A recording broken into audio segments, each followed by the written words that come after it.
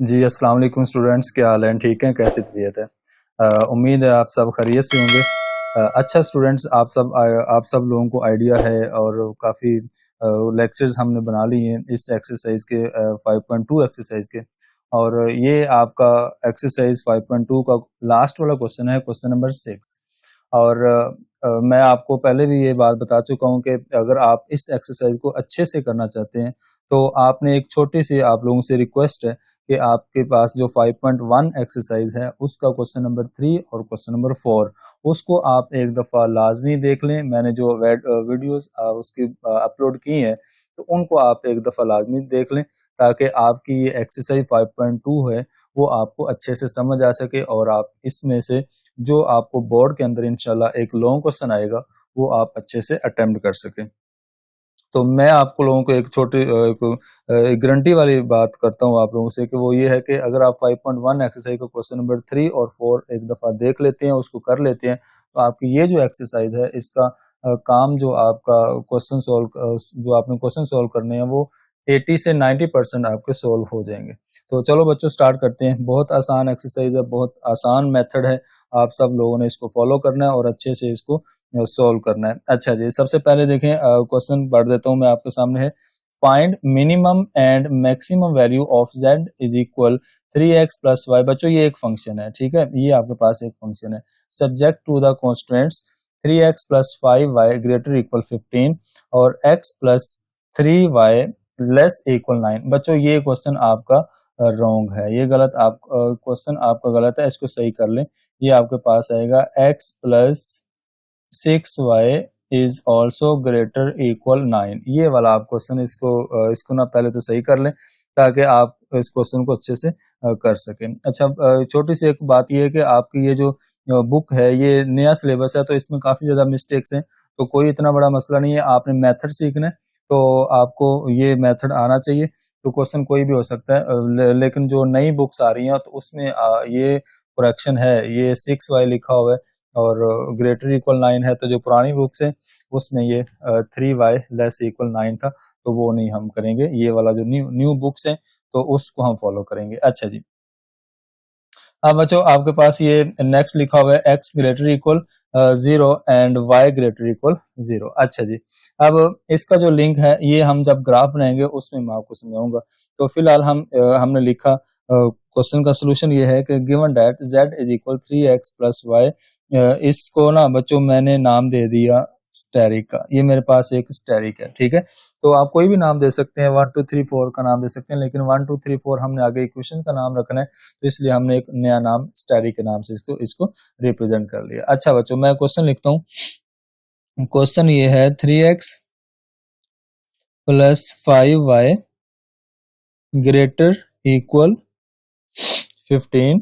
अच्छा जी, इसको आप नाम दे लो 1 का, दरमियान में आप लगा लें एक लाइन।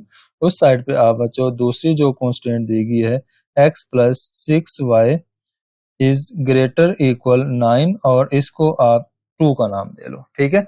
ये मैंने 1 और 2 का नाम दे लिया इसको। अच्छा जी, जब आपने इसको क्वेश्चन नंबर 1 और 2 का नाम देना है तो अब यहाँ पे आपने क्या करना है, इसकी एसोसिएटेड इक्वेशन लिखनी है बच्चों।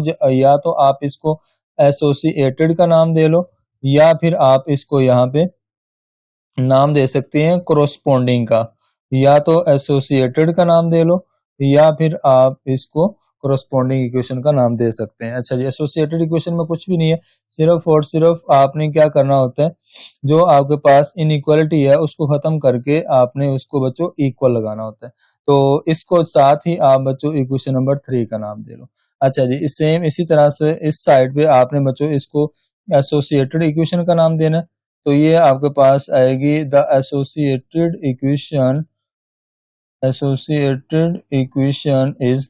तो बच्चों इसकी जो एसोसिएटेड इक्वेशन है वो आएगी x प्लस 6y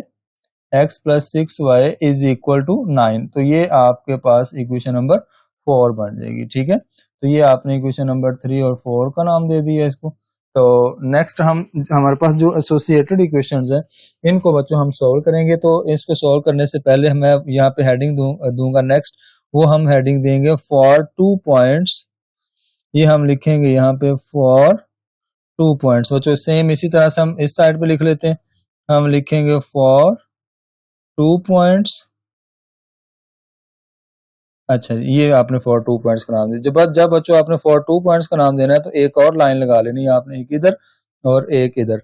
अच्छा जी, अब आप जब इधर लिखेंगे तो आप लिखेंगे x इक्वल 0 और बच्चों इस साइड पे आप लिखोगे put y equal to 0। Same इसी तरह से आप इस साइड पे लिख लो पुट x इक्वल 0। वैसे तो आपकी मर्जी है, आप x इधर लिख लो y उधर लिख लो। तो इधर आप लिखेंगे पुट y इक्वल 0। ये लो जी, हमने सेम काम कर लिया दोनों साइड पे। जो बच्चों आपके पास एसोसिएटेड इक्वेशन बनी है, इक्वेशन नंबर 3 और 4, इसमें हम बारी बारी x और y की वैल्यू 0 लेंगे। अच्छा जी, पहले मैंने x की वैल्यू 0 सिलेक्ट की है तो मैं यहाँ पे x की जगह पे लूंगा 0 और बच्चों 5y आपका रहेगा एज इट इज। अच्छा, 0 को 3 से मल्टीप्लाई किया बच्चों 0 आएगा और 5y इक्वल 15 आपका वैसे ही आएगा। 0 प्लस 5y आपके पास 5y वैसे ही रहेगा और इस साइड पे 15 आपका आ जाएगा। बच्चों y की वैल्यू फाइंड करनी है तो 15 और ये 5 इधर जाके हो जाएगा डिवाइड। जब हम 5 को इधर लाके डिवाइड करेंगे तो अब हम इसकी करेंगे कटिंग। तो ये आपके पास 5 3 होता है 15, तो y इज इक्वल आपके पास आ जाएगा 3 के। अच्छा जी, अब आप देखें यहाँ पे आपने बनाना है एक्चुअली एक ऑर्डर पेयर। तो ऑर्डर पेयर के अंदर पहली वैल्यू x की होती है जो कि 0 है और दूसरी वैल्यू आपके पास y की होती है जो कि आपके पास यहाँ पे 3 है। तो ये आपने बच्चों एक ऑर्डर पेयर बना लिया। ये एक ऑर्डर पेयर एक्चुअली एक पॉइंट है। तो अब हम इस साइड पे जब y की वैल्यू आपने 0 ली है उसको सॉल्व करते हैं। तो हम लिखेंगे 3x आपका वैसे ही रहेगा और अब हम 5 और y की जगह पे हमने लिया 0। अच्छा, ये आपके पास 3x बच्चों वैसे ही रहेगा, 5 को 0 से मल्टीप्लाई किया तो 0 आएगा और इस साइड पे आपका 15 आएगा। तो ये आपके पास आएगा 3x इज इक्वल टू 15। तो बच्चों अपने x की वैल्यू फाइंड करनी है तो 15 और ये 3 इधर आके होगा डिवाइड।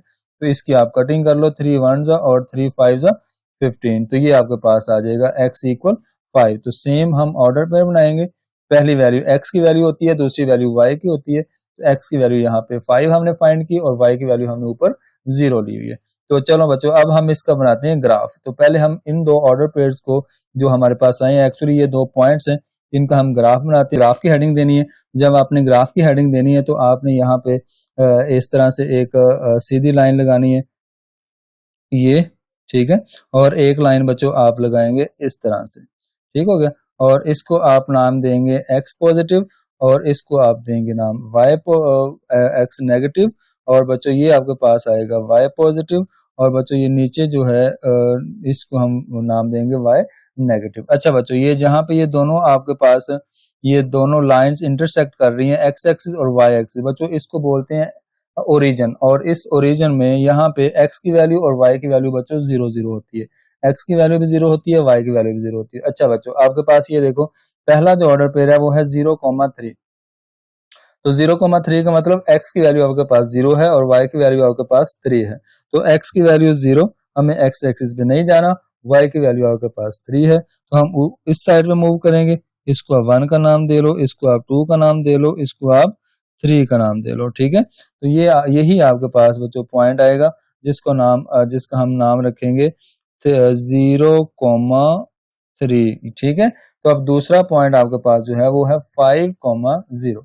तो अब 5,0 का मतलब मैं बच्चों इस पॉइंट को ना इस साइड पे लिखता हूँ ताकि आपको ये बाद में कोई टेंशन ना हो। अच्छा जी, ये आपका एक पॉइंट आ गया। दूसरा पॉइंट है बच्चों 5,0। तो इसमें x की वैल्यू 5 है, y की वैल्यू आपके पास 0 है। तो इसमें मैं ले लेता हूँ, इसमें ये 1, ये 2, ये 3, ये 4 और ये 5। उसके बाद चलें आपकी मर्जी है तो आप आगे 6 भी ले सकते हैं। अच्छा जी, अब आपके पास 5,0 तो मतलब कि x की वैल्यू 5 है तो x की वैल्यू ये 5 है, y की वैल्यू 0 है तो y एक्सिस पे हम नहीं जाएंगे। तो यही आपका पॉइंट बनेगा जिसका हम नाम रख देते हैं। चलो मैं इसी के नीचे लिख देता हूँ इसको 5,0। अच्छा बच्चों, इन दोनों पॉइंट्स में से आप एक लाइन पास करोगे। तो ये ले, मैंने एक लाइन पास कर दी इसमें से, ठीक है। और ये आपके पास जो लाइन होगी, ये कौन सी इक्वेशन की लाइन होगी? ये बच्चों आपके पास जो एसोसिएटेड इक्वेशन आपने इक्वेशन नंबर 3 का नाम दिया वो है। तो इसके ऊपर लिख लो 3x plus 5y equal to 15। तो आप यहाँ लिख लो 3x plus 5y is equal to 15। अच्छा जी, अब आपने इसको नाम दे लिया इक्वेशन का, जो आपके पास इक्वेशन है उसको आपने लिख लिया यहाँ पे। चलें जी, अब दूसरी पॉइंट हम 2 पॉइंट मतलब 2 और ऑर्डर पेयर फाइंड करते हैं जो कि आप यहाँ पे ड्रॉ करेंगे। चलें जी, अब आपने इक्वेशन नंबर 4 को यूज करना है जो कि एसोसिएटेड इक्वेशन नंबर 4 है, उसको हमने लेना है जहाँ पे x की वैल्यू आपने 0 लेनी है पहले। तो चलें बच्चों, x की वैल्यू आपने ले ली 0, तो x की जहाँ पे 0 पुट किया, 6y आपका वैसे ही आएगा। तो अब आपने 0 प्लस 6y किया तो आपको 6y ही मिलेगा, इक्वल 9 आपके पास आएगा। तो y इक्वल बच्चों 9/6 आएगा। तो जब आप इसको डिवाइड करोगे तो आपके पास वैल्यू बच्चों आएगी 1.5। वैल्यू क्या आएगी? 1.5 का मतलब ये है, चलिए मैं आपको पहले थोड़ा सोल्व कर देता हूँ इसकी। जब आप 3 के टेबल पे कटिंग करोगे तो ऊपर आएगा 3, नीचे आएगा 2, तो एक्चुअली आपके पास आएगा 3/2।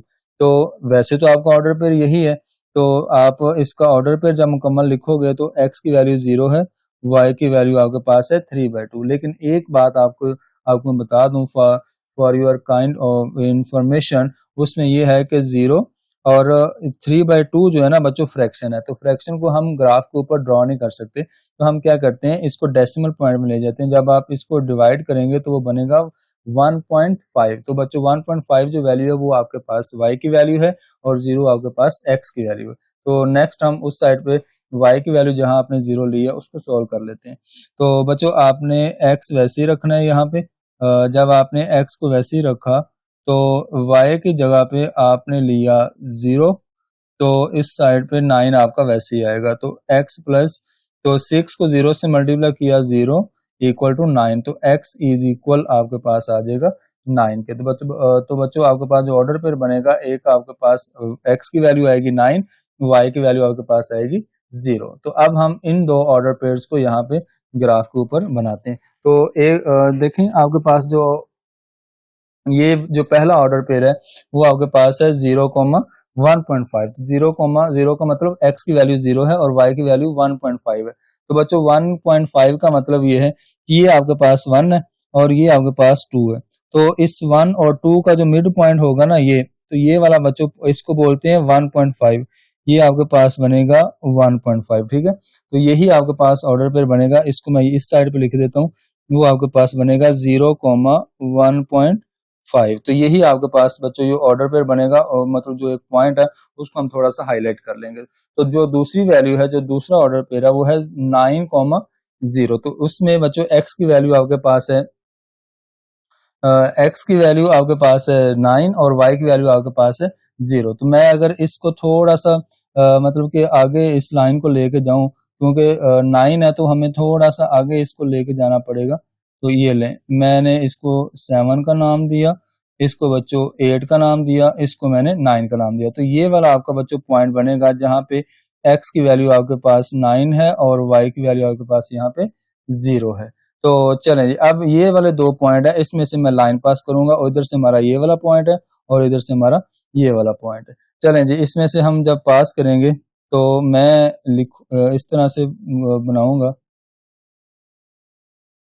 इसको आपने जरा स्केल के साथ अच्छे से लगाना है ताकि आप इस तरह से इसमें से पास करवा सकें। ठीक है बच्चों, ये मेरे पास आ गया, एक ग्राफ बन गया जो कि आपने इसको हाईलाइट कर लेना है इस तरह से। अब ये वाले जो इक्वेशन है वो किसकी है? वो आपके पास है बच्चों, ये वाला जो इक्वेशन नंबर 4 है ना आपके पास, ये वाली वो है x plus 6y is equal to 9। तो इसके ऊपर आप लिख लें x प्लस, इस साइड पे लिखना चाहते हो तो इस साइड पे लिख लो, ये लो x plus 6y is equal to 9। ये बच्चों आपके पास आ गया, ठीक है। चलें जी, अब आपने ऊपर क्वेश्चन में जाना है, जो कि आपको क्वेश्चन के अंदर बताया गया था x ग्रेटर इक्वल 0 और y ग्रेटर इक्वल 0। इसका बच्चों मतलब क्या है, ये मैं आपको 1 मिनट के लिए ये बता देता हूँ इसका मतलब क्या है। इसका मतलब ये है आपके पास कि ये एक्चुअली बाउंड्री है। तो मैं अगर यहाँ पे आपको बताऊं, ये लिखा है x ग्रेटर इक्वल 0 और y ग्रेटर इक्वल 0। बच्चों x ग्रेटर इक्वल 0 का मतलब ये है कि आपके पास एक्स एक्सिस पे 0 से बड़े नंबर, तो एक्स एक्सिस आपके पास ये है। तो अगर मैं यहाँ पे आपको हाईलाइट करके बताऊं तो ये वाले मेरे पास एक्स एक्सिस है सारी, जो कि 0 से बड़े नंबर है, क्योंकि आपको पता है यहाँ पे एक्स और वाई की वैल्यू 0 0 होती है जो कि ओरिजिन है। तो 0 से बड़े नंबर आपके इस साइड पे जाएंगे, ठीक है। तो ये जो मैंने रेड एक लाइन लगाई है, ये वाले सारे नंबर 0 से बड़े हैं, तो मुझे ये वाली सारी लाइन चाहिए। लेकिन अब एक बात आपको मैं बता दूं कि अब आपकी जो शेडेड एरिया आएगा वो वाला आपका यहां से लेकर ये वाला सारा आएगा, ये यहां से लेकर यहां से, मतलब ये वाली आपकी लिमिट है। अब हमें ये ख्याल रखना है कि हमें शेड किस एरिया को करना है, तो वो वाली बात मैं आपको बाद में बताता हूँ कि शेड हमने किस एरिया को करना है।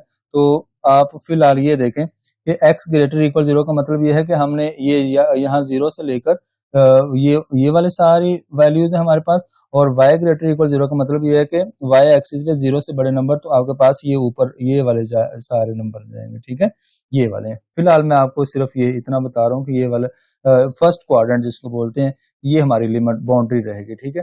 चलें जी, अब आप इस तरह करें, ये फॉर जो टेस्ट पॉइंट कर लेते हैं। टेस्ट पॉइंट का मतलब ये है कि हमने इसको शेड करना है, तो जब शेड करेंगे तो हमें पता चल जाएगा कि हमने टूवर्ड्स ओरिजिन शेड करना है या अवे फ्रॉम ओरिजिन शेड करना है। तो उसके लिए हम टेस्ट पॉइंट बच्चों करते होते हैं। तो टेस्ट पॉइंट क्या है? टेस्ट पॉइंट हमारे पास ये है, यहाँ पे मैं इसका टेस्ट पॉइंट कर लेता हूँ। नेक्स्ट हेडिंग देनी है आपने टेस्ट पॉइंट। चलें, टेस्ट पॉइंट के अंदर बच्चों दोबारा से आपने एक्स और वाई की वैल्यू 0 लेनी होती है, और वो वाली जो एक्स और वाई की वैल्यू आपने 0 लेनी है, ये वाली वैल्यू आपने बच्चों एक्स और वाई की वैल्यू जो 0 लेनी है वो आपने लेनी है इक्वेशन नंबर 1 और 2 में, ठीक है, जो आपका ओरिजिनल क्वेश्चन है उसमें पुट करना है। आप यहाँ लिखो put x equal 0 and y equal 0 in 1 and 2। बच्चों 1 और 2 में आप पुट करेंगे, और 1 और 2 में यहाँ पे एक मिनट के लिए आपके सामने मैं लिख देता हूँ। तो वो है आपके पास ये ऊपर जो क्वेश्चन नंबर 1 और 2 है, वो है 3x plus 5y less greater equal 15। चले, मैं दोनों को लिख देता हूँ यहाँ पे। तो ये आपके पास आ जाएगा 3x plus 5y plus 5y greater equal, ये आपके पास आ जाएगा 15। अच्छा बच्चों, दरम्यान में आप लाइन लगा लो। दूसरी आपके पास है जो इक्वेशन नंबर 2 है, वो है x plus 6y greater equal 9। अच्छा बच्चों, इसमें हम x और y की वैल्यू हम 0 0 पुट करेंगे। तो ये हम लेंगे x की जगह पे 0 और y की जगह पे भी 0, तो ये आपके पास हो जाएगा ग्रेटर इक्वल 15। तो 0 को 3 से मल्टीप्लाई किया 0, 5 को 0 से मल्टीप्लाई किया तो 0, ग्रेटर इक्वल बच्चों 15, तो 0 प्लस 0 ये आपके पास 15 आ जाएगा। अब मुझे एक बात बताएं, तो इनइक्वालिटी का मुंह खुला हुआ है 0 की तरफ, तो जिस साइड पे मुंह खुला हुआ जिस साइड पे मुंह खुला होता है इनइक्वालिटी का, तो वो चीज बड़ी होती है। तो इसका मतलब ये है कि 0 15 से बड़ा है, तो ये तो फॉल्स हो गया। ये ऐसे तो ये ट्रू नहीं है, हम लिखेंगे नो ट्रू, क्योंकि बच्चों 0 जो है वो 15 से छोटा नंबर है, 0 15 से बड़ा नहीं है, तो इसलिए ये नॉट ट्रू होगा। इसी तरह से आप इस साइड पे चेक कर लो बच्चों, x की जगह पे 0 पुट किया और y की जगह पे चेक किया, तो ये आपने मतलब 0 पुट किया तो आपने लिख लिया 0 प्लस 6 को 0 से मल्टीप्लाई किया तो 0, और इसको हम लिखेंगे ग्रेटर इक्वल 9 वैसे ही, और 0 प्लस 0 आपके पास 0 होता है, तो दोबारा से वही केस बन गया। तो 0 ग्रेटर देन 9, तो ये गलत बात है, क्योंकि इनइक्वालिटी का मुंह खुला हुआ है 0 की तरफ, इसका मतलब है 0 बड़ा है और 9 छोटा है। तो ये ऐसा नहीं हो सकता, क्योंकि 0 आपके पास छोटा है, 9 बड़ा है। तो बच्चों यहाँ पे भी हम लिखेंगे नॉट ट्रू। ये दोनों केस हमारे नॉट ट्रू हो गए। जब बच्चों नॉट ट्रू होंगे तो इसका मतलब हम क्या करेंगे, अवे फ्रॉम ओरिजिन इसको शेड करेंगे दोनों इक्वेशन को। तो अवे फ्रॉम ओरिजिन शेड करने का मतलब ये है कि हम इसको, ये आपके पास ओरिजिन है जहां x की और y की वैल्यू आपके पास 0 है, तो हम दूसरी साइड पे इसको शेड करेंगे। तो जैसे कि आपको मैं अगर शेड करके बताऊं तो वो ये है, ये जरा चेक कीजिएगा। पहले ये वाली इक्वेशन, इसको हम इस साइड पे शेड करेंगे ओरिजिन से दूसरी साइड पे, ठीक है, ये देखें इस तरफ। तो ये हमने शेड किया, लेकिन हमें एक बाउंड्री बताई गई है। ये बच्चों जो मैंने रेड लाइन लगाई है, ये बाउंड्री है। इस बाउंड्री का मतलब ये है कि हम इस लाइन से बाहर नहीं जा सकते। तो हम इसको एक्चुअली शेड जब करेंगे तो हम इसको शेड कुछ इस तरह से करेंगे ये देखें, मैं दोबारा से आपको शेड करके बताता हूँ कि हम कौन कौन से रीजन में के अंदर हम इसको शेड करेंगे। बच्चों हम यहाँ से लेकर हम इसको शेड करना शुरू करेंगे, ये इस तरफ, ये चीज, ठीक है, इस तरफ यहाँ तक रहेंगे, ठीक है। अब आगे नहीं जा सकते क्योंकि बच्चों यहाँ पे आपके पास बाउंड्री लगी।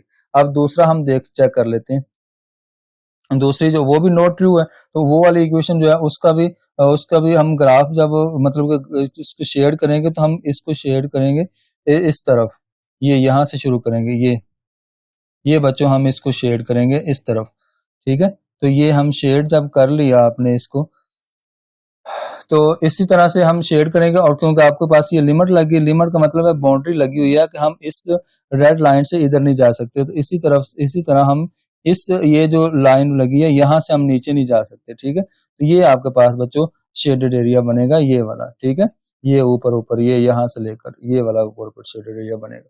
अच्छा जी, अब हमने इसको कर दिया शेड। जब आपने इसको शेड किया तो उसका मतलब ये है कि अब आपने बच्चों शेडेड एरिया जो है आपका वो कहाँ तक आपका मतलब कि शेडेड एरिया को किन किन कॉर्नर पॉइंट्स ने कवर किया हुआ है। तो आपके पास जो कवर किया हुआ है ना, जिन जिन कॉर्नर पॉइंट्स ने, वो आपके पास ये है। ये जरा देखिएगा, ये देखो बच्चों, एक आपके पास है ये वाला, ये वाला ऑर्डर पेयर, और एक आपके पास जहां पे ये दो लाइंस आपस में इंटरसेक्ट कर रही हैं, एक ये वाला पॉइंट बनता है और एक आपके पास बच्चों ये वाला पॉइंट बनता है। तो टोटल 3 है, 1 2 एंड 3। तो बच्चों इन 3 जो कॉर्नर पॉइंट्स हैं इनकी वैल्यूज हमें चाहिए। तो दो की हमारे पास मौजूद है, एक तो हमारे पास इसकी वैल्यू मौजूद है, वो आपके पास है यहाँ पे 9,0, और दूसरी बच्चों ये वाली जो है इसकी वैल्यू हमारे पास मौजूद है, वो आपके पास है 0,3। लेकिन अब इसकी हमारे पास नहीं है, तो इसको हम करेंगे फाइंड। तो इसको जब हम फाइंड करेंगे तो हम क्या करेंगे, दोनों इक्वेशन जो 3 और 4 इक्वेशन है उसको हम लेंगे और उसको सोल्व करके x और y की वैल्यू हम फाइंड करेंगे। तो बच्चों मैं इक्वेशन नंबर 3 और 4 को लिखता हूं यहाँ पे। इक्वेशन नंबर 3 और 4 है मेरे पास, जो ऊपर हमने जो एसोसिएटेड इक्वेशन बनाई है वो लिखता हूं यहाँ पे दोबारा। अच्छा जी, मैं यहाँ पे बच्चों न्यू हेडिंग देता हूँ। बस हमारा लास्ट पे क्वेश्चन थोड़ा सा रह गया, हमारा तकरीबन वाइंड अप हो गया क्वेश्चन। मैं यहाँ पे बच्चों एंड पे हेडिंग दूंगा, फॉर कॉर्नर पॉइंट्स, फॉर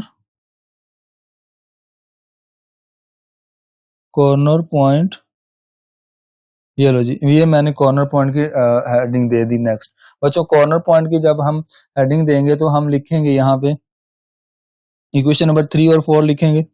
तो ये मेरे पास इक्वेशन नंबर 3 है, इसको इक्वल लिख लो 15 के, और दूसरी जो इक्वेशन है वो आपके पास लिखी हुई है x plus 6y is equal to 9। ये मेरे पास बच्चों दोनों इक्वेशन है। अब हमें कोई ऐसा काम करना है यहाँ पे कि हम इन दोनों इक्वेशन को सॉल्व करें और x और y की वैल्यू फाइंड करें, ताकि हमारे पास एक ऑर्डर पेयर बन सके। उस ऑर्डर पेयर के अंदर पहली x की वैल्यू होती है, दूसरी वैल्यू y की होगी। तो चलें हम इसको करते हैं सॉल्व।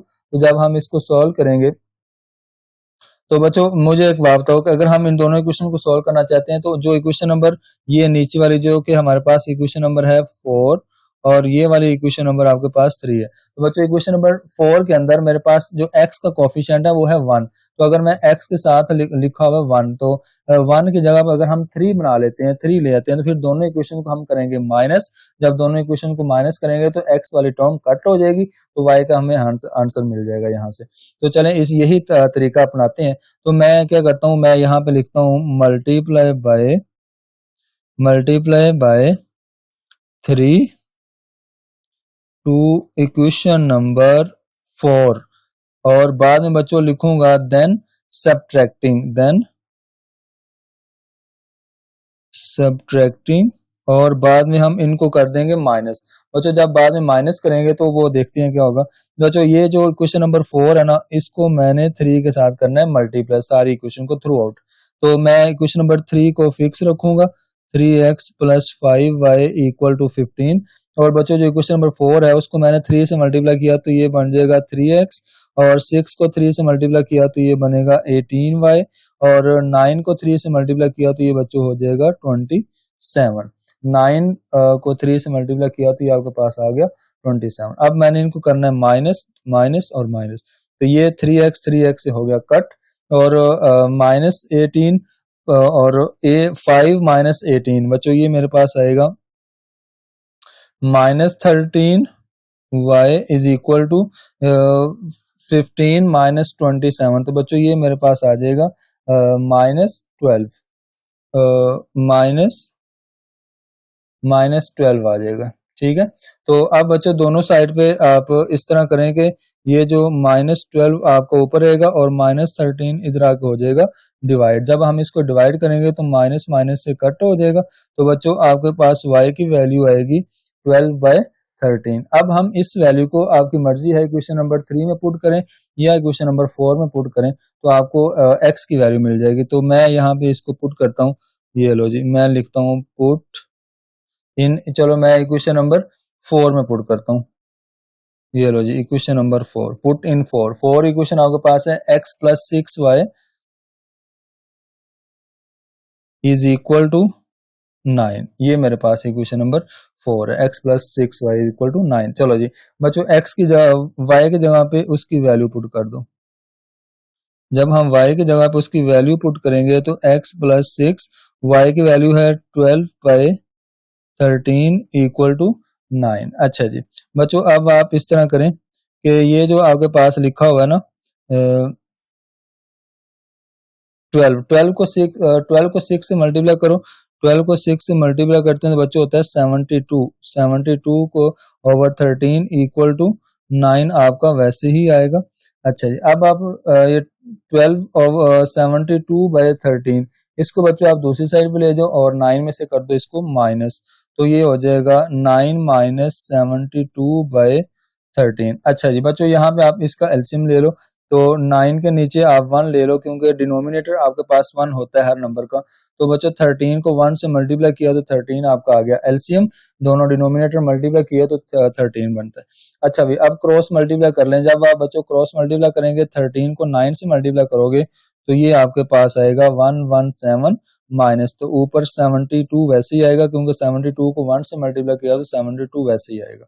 अच्छा जी, ये आपके पास आ जाएगा 117 माइनस 72, तो ये आपके पास आएगा 45/13। तो ये आपके पास बच्चों x की वैल्यू आएगी। तो आपका एक नया जो ऑर्डर पेयर बनेगा वो आपके पास बनेगा, पहले x की वैल्यू वो है 45/13 और y की वैल्यू आपके पास है 12/13। ये आपका बच्चों एक ऑर्डर पेयर आ गया। अब ये हमारे पास टोटल 3 ऑर्डर पेयर हो जाएंगे, इसको हम यहाँ पे लिखेंगे। तो ये टोटल आपके पास जो 3 ऑर्डर पेयर्स हैं इनको हम लिखेंगे यहाँ पे। तो x की वैल्यू बच्चों आपके पास आई 45/13 और y की वैल्यू आपके पास आई 12/13। अब इन तीनों ऑर्डर पेयर्स को बच्चों हमने, एक्चुअली ये तीनों ऑर्डर पेयर्स आपके पास कॉर्नर पॉइंट्स हैं, तो इन तीनों को हमने बारे बारे जो शुरू में आपको फंक्शन दिया गया था उसके अंदर पुट करेंगे और हम फाइनलाइज कर लेंगे कि हमारा आंसर कहाँ पे मिनिमाइज है और कहाँ पे मैक्सिमाइज है। बस आपका ये क्वेश्चन हो गया सॉल्व। तो मैं यहाँ पे एक लाइन लगाता हूँ छोटी सी। अब यहाँ पे हम इसको सोल्व कर लेते हैं। बच्चों जो ऊपर जिसको मैंने स्टेरिक का नाम दिया था, स्टेरिक, वो वाली इक्वेशन लेते हैं, ये वाली। इसको लिखते हैं x + z is equal 3x + y। ये लें जी, ये मैंने लिखा z is equal 3x + y। अच्छा बच्चों, इसमें हमने बारी बारी ऑर्डर पेयर लेने हैं तीनों, इनको सॉल्व करना है। तो सबसे पहले मैंने ले लिया 9,0। तो 9,0 का मतलब ये है कि मेरे पास यहाँ पे इस z फंक्शन के अंदर बच्चों x की वैल्यू मेरे पास 9 है, y की वैल्यू 0 है। तो ये x की वैल्यू मेरे पास 9 और y की वैल्यू मेरे पास 0 है, क्योंकि ऑर्डर पेयर के अंदर बच्चों पहली वैल्यू x की होती है, दूसरी वैल्यू y की होती है। तो ये 3 को 9 से मल्टीप्लाई किया तो ये आ गया 27, 27 + 0, तो ये आपके पास आ गया 27 आ गया। ठीक है, चलो अब बच्चों नेक्स्ट लेते हैं। अब है मेरे पास ये 0,3, ये लो जी 0,3, तो ये आपके पास आएगा z इज इक्वल, अब x की वैल्यू बच्चों 0 है तो 3, x की वैल्यू आपके पास 0 है और y की वैल्यू आपके पास 3 है। तो ये आपके पास आ जाएगा 3 को 0 से मल्टीप्लाई किया तो 0, 0 + 3 इक्वल आपके पास आ गया 3। अच्छा जी, अब बच्चों लास्ट में हमारे पास जो ऑर्डर पेयर है वो लिखते हैं। लास्ट ऑर्डर पेयर है हमारे पास 45/13 और 12/13।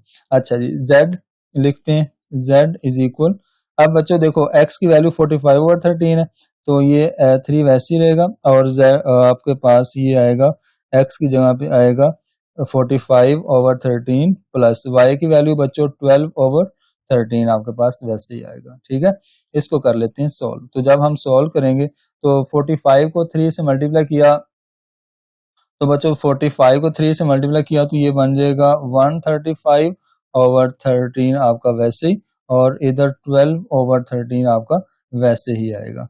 अच्छा जी, अब आप बच्चों इनका एलसीएम कर लो, दोनों का डिनोमिनेटर सेम है तो ऊपर न्यूमिनेटर दोनों का वैसे ही आ जाएगा। अच्छा जी, 135 प्लस 12 तो ये आपके पास आ जाएगा 147/13। अच्छा जी, अब आपके पास बच्चों डेसिमल पॉइंट में इसको कन्वर्ट कर लेते हैं, ये आ जाएगा 11.3। अच्छा जी, अब आपके पास ये क्वेश्चन हो गया सोल्व। अब बस लास्ट में हमने ये देखना है कि हमारा आंसर मैक्सिमम कौन सा है और मिनिमम कौन सा है, क्योंकि आपको क्वेश्चन में अगर आप लेके चलूं मैं आपको, उसमें दोनों चीजें बतानी थी, मैक्सिमम और मिनिमम। तो हम फाइनलाइज इसको इस तरह करेंगे, हम लिखेंगे, ये देखो बच्चों ये तीन आपके पास ऑर्डर पेयर है, तो एक का 27 आया, एक का 3 आया और एक आपका 11.3 आया। तो सबसे बड़ा आंसर है जो वो 27 है और सबसे छोटा आंसर जो है वो 3 है। तो हम इसको लिखेंगे सो, ये लो बच्चों आपका फाइनल आंसर आएगा सो द मैक्सिमम, मैं लिखूंगा यहाँ पे द मैक्सिमम वैल्यू ऑफ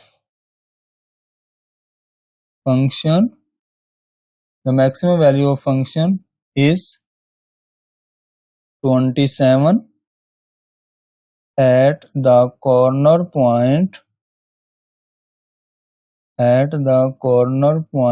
बच्चों किस कॉर्नर पॉइंट पे 27 आया, मतलब सबसे बड़ा आंसर आया वो है 9,0। तो बच्चों आप यहाँ लिख दोगे 9,0, ये आपका एक आंसर बन गया। दूसरा आप लिखोगे एंड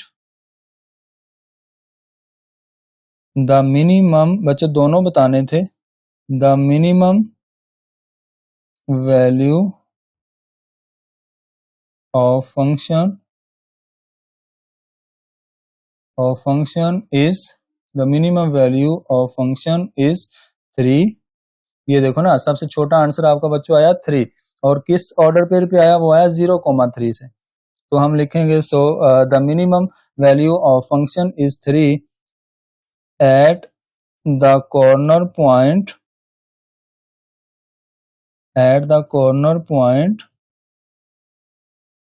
0,3। ये बच्चों आपका फाइनल आंसर आ जाएगा। उम्मीद है आप सब लोगों को क्वेश्चन की समझ आई होगी, और अगर क्वेश्चन की समझ नहीं आई तो आप मुझे कमेंट बॉक्स में लाजमी बताएं। तो क्वेश्चन थोड़ा लेंथी है लेकिन क्वेश्चन बहुत आसान है, और अगर आप इसको एक दफा सोल्व कर लेते हो तो आपका ये question as a long question जो है वो तैयार हो जाएगा।